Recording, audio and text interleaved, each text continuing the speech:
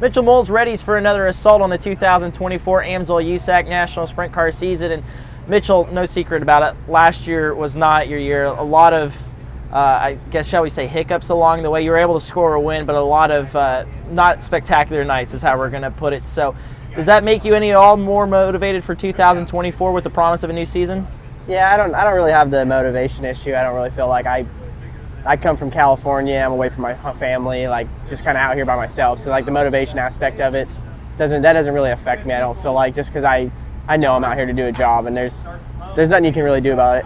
Some of that stuff is just, it just seems like last year, no matter what I did, it was always me, the one that was flying through the air. So I don't know.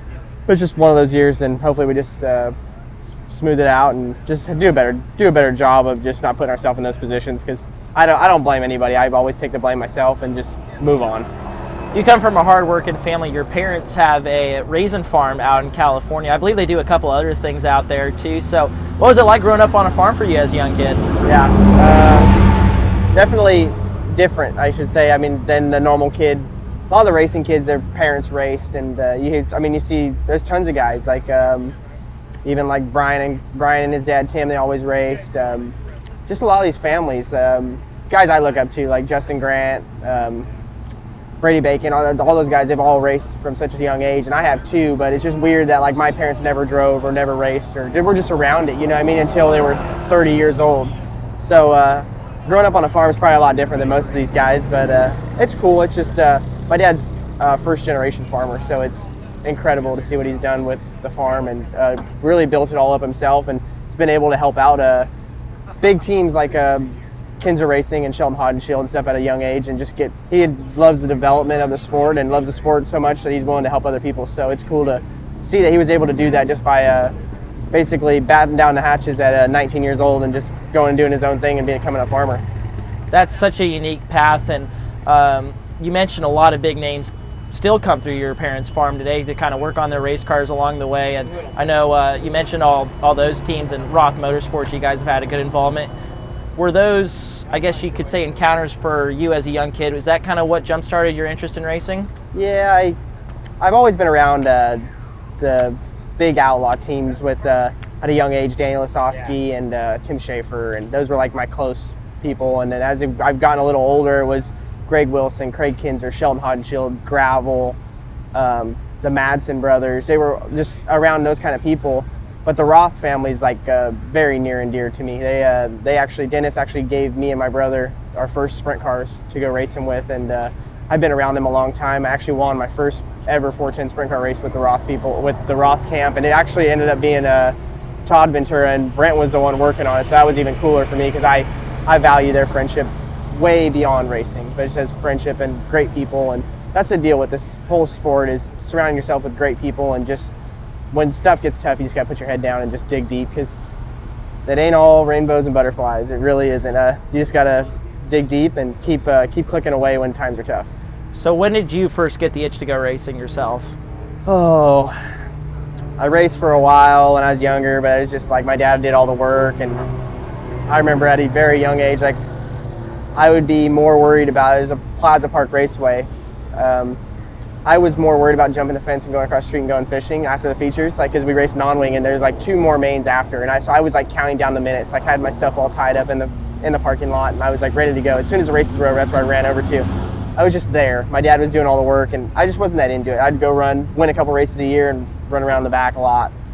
And then I went fishing for a long time. That's when I fully quit, and then I went out on the tour fishing with a lot of those bigger name guys. And about 17 or 18, me and Sean Smith were sitting at the races. He just asked me to come help, and we were just buddies, and I was just there. And every time we went out there, it's just like we had good kids, good drivers, but it just wasn't the same. And he looked at me one day and he goes, "You think you can do this again?" I'm like, "I don't know. I mean, it's been 4 years." He's like, "Well, you want to try it?" Yeah, so we got in. I think we started like 24th, ran like 7th. And he comes in, he's like, "Man, you realize you haven't been in a car in 4 years and you just did that?" I'm like, "Yeah." So you should probably give it a shot. And then so we went that whole year just kind of getting stuff ready and prepared. And then the next year we had some success. And then I came back, and it was 2019 and 20. That's when I won all those micro races. My name kind of started going up. Won the shootout in 21. won a lot of big races in 20 right before the shootout.